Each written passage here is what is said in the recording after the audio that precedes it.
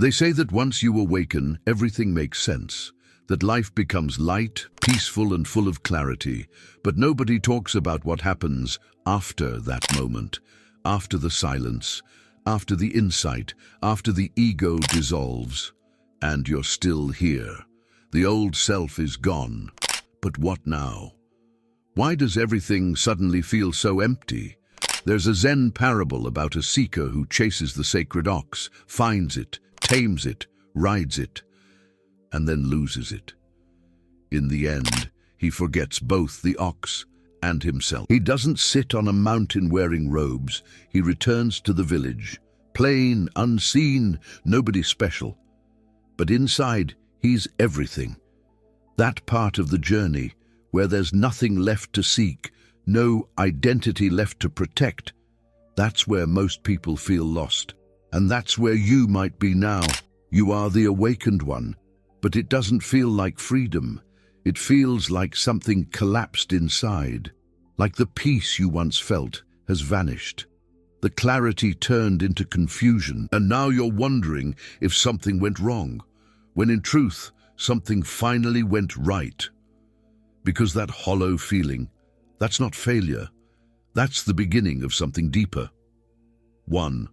The collapse after clarity. He thought awakening would feel like finally coming home, like some final moment of peace. But now, everything looks flat, like the color's been drained out of the world. People still laugh, music still plays, but inside, there's an emptiness that wasn't there before. The silence he once craved now feels heavy. The self he thought was so real is slipping through his fingers like smoke. And as strange as it sounds, this collapse is part of the awakening itself. It's not a sign of failure. It's a crack in the illusion he didn't know he still had, before the mind gave meaning to every moment. Now, without those filters, the world appears bare. There's a strange sadness in realizing how much was imagined. The identity he built, the stories he clung to, they're all falling apart. And that includes the story of the one who made it. Clarity came, but it didn't bring celebration. It brought the slow death of the self. It's like looking in the mirror and seeing nothing behind the eyes, not in a scary way, but in a quiet, disorienting way, like waking up from a dream and realizing you don't know where you are anymore. The peace was real, yes, but it wasn't permanent. That moment of awakening doesn't stretch forever, because it was never about a moment. It's about the unraveling that begins after. That unraveling feels like loss, because something is being stripped away, the need to exist as a someone. And what do most people do when they hit this stage? They try to rebuild. They try to patch the cracks with new beliefs, new identities, new spiritual routines. But maybe that hollow feeling isn't a hole to be filled. Maybe it's space, sacred space, preparing them for something the ego can't imagine. It's here, in this strange emptiness, that something begins to whisper again. But it's not the self. It's silence. And that silence will lead to something even deeper. 2. The void between stories. There comes a moment after the collapse when things get eerily quiet. The noise of the old self fades away, but nothing new takes its place. It's like standing in a room that once held your entire life, photos, memories, beliefs, and now the walls are bare. You let go of the roles, the masks, the meaning, and for a while, there's just space. This is the void between stories, the place nobody talks about, and it's uncomfortable not because something is wrong, but because there's nothing left to distract the mind. He might find himself wondering if something went wrong, if he lost the path. But what really happened is that the path disappeared. That's what the mind can't stand. No direction, no role to play, no map to follow. It's like a TV stuck on static after the channel's been lost. The ego panics here because it doesn't know how to function without identity. But awareness doesn't need a name tag. It just is. It sees the space and doesn't label it lost. It recognizes freedom. Most people try to rush out of this gap. They sign up for new spiritual teachings, chase new concepts, grab onto a new version of themselves. But this is the sacred pause, the threshold between old and new. And if they can stay here, something shifts. Try this. Don't fill the void. Instead, sit in it for a few minutes each day. No music, no guidance, just stillness. Feel the discomfort. Let the silence speak. That act alone can be more transformative than 1,000 affirmations. Because when you stop pretending to be someone, even a spiritual someone, something else starts to come alive. Not through effort, but through allowance. He doesn't have to build a new version of self. He just has to stop dragging the old one around. And maybe, just maybe, the space that feels like nothing is actually where everything begins. But to see that, he'll have to stop looking for progress. 3. The illusion of progress. At first, the spiritual journey feels like climbing a ladder, step by step, rising into deeper awareness. But then something weird happens. The ladder vanishes. There's no more progress to track, no signs to measure how far you've come. And that's when doubt creeps in. He starts asking, am I doing this right? Why doesn't it feel like growth anymore? But awareness doesn't measure itself. It doesn't keep score. The only one worried about results is the mind, not the truth. This is where the old mindset breaks down. The ego loves progress. It thrives on getting better, being wiser, becoming more awakened. But real awakening isn't about accumulation. It's about subtraction. It's about what falls away, not what gets added. So when the usual signs disappear, when meditations feel dry, when the highs go silent, it's not regression. It's reality without the mind's checklist. And yes, it feels like floating in space without a compass. Think of it like this. Imagine someone staring at a tree and asking, has it awakened yet? Sounds absurd, right? But that's what many do with themselves. They forget that awareness doesn't move. It doesn't grow muscles or earn certificates, it just watches.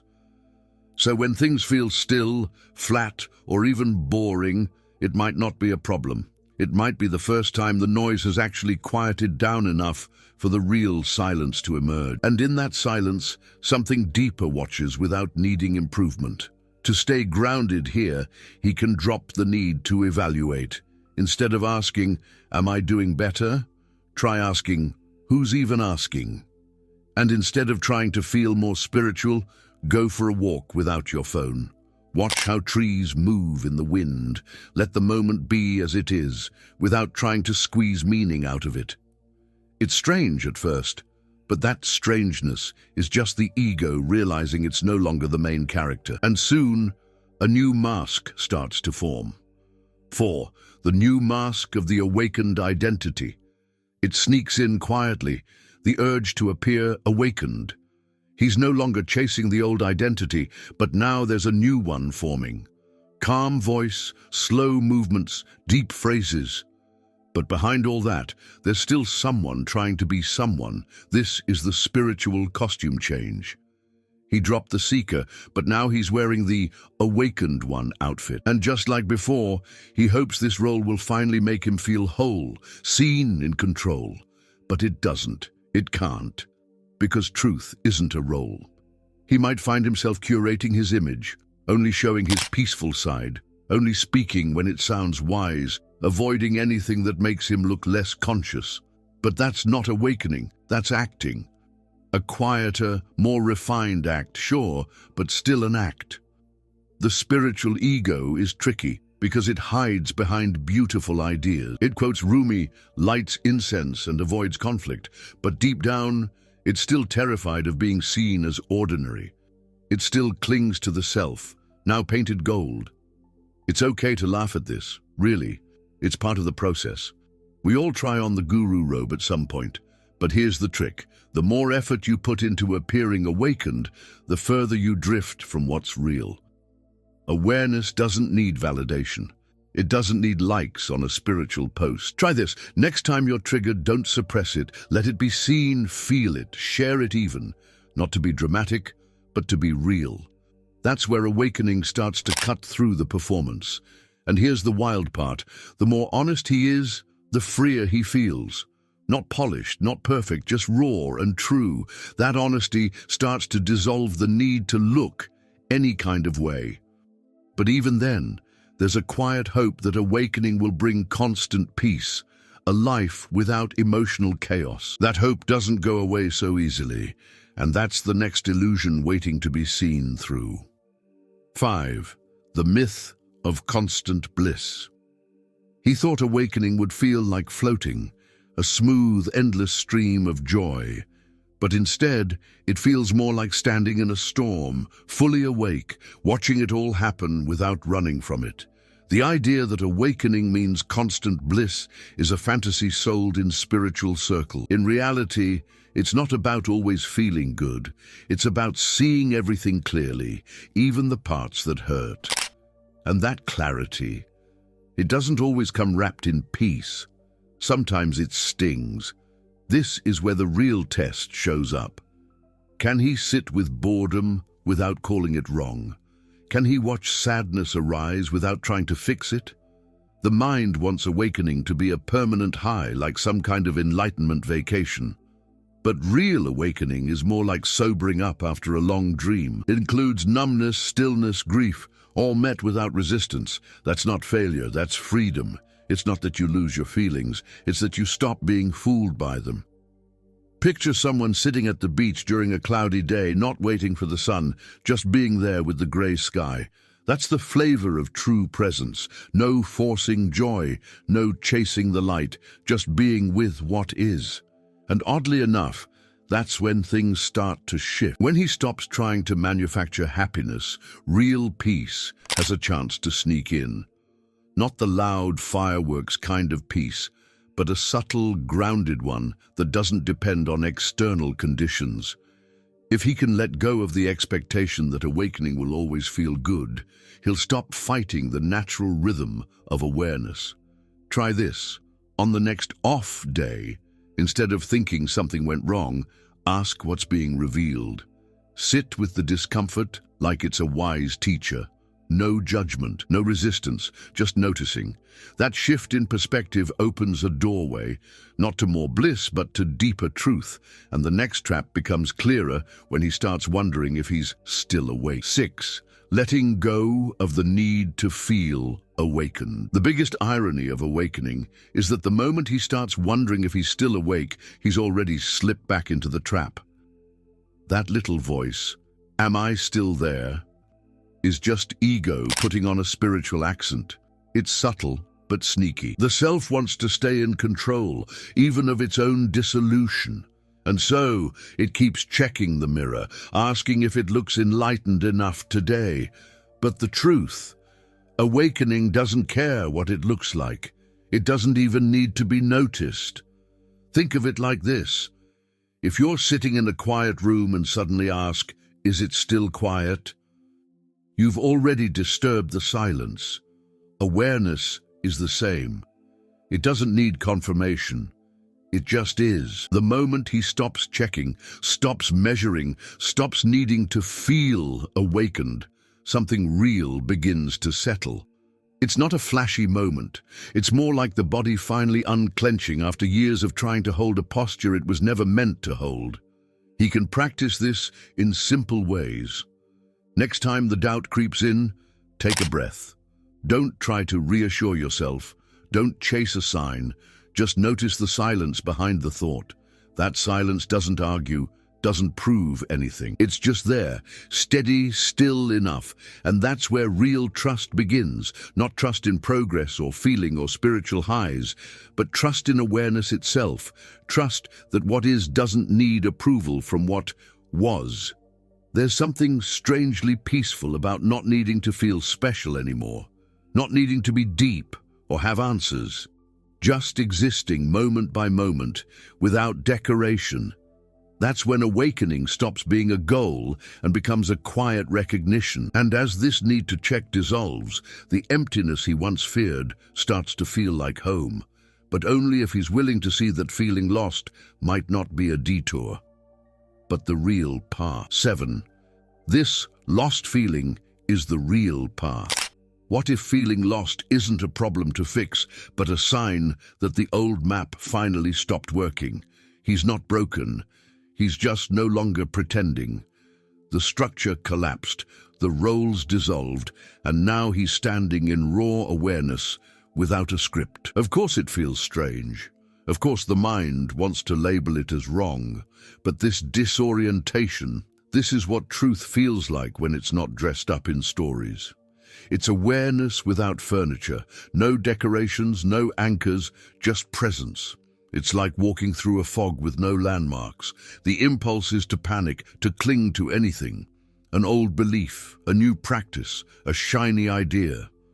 But if he pauses instead, something unexpected happens. The fog doesn't lift right away, but his relationship with it shifts. He realizes he doesn't have to escape it. He can breathe inside it. And in that moment, the fog becomes sacred. A space where the mind can't lead and only stillness can guide. Try this. Instead of looking for clarity, sit with the question, who am I? Without needing an answer. Not as a puzzle to solve, but as a presence to feel. Just live inside the question. Let it echo in the silence. Don't rush it. Some truths don't come with explanations. They come with surrender. And maybe that's the real point. Not to know, not to define, but to stay awake inside the unknown. That's where the false self can't survive. And here's the wildest part. Once he stops needing to be found, something deeper finds him. Not a new role, not a new label, but a direct experience of being that doesn't need a name.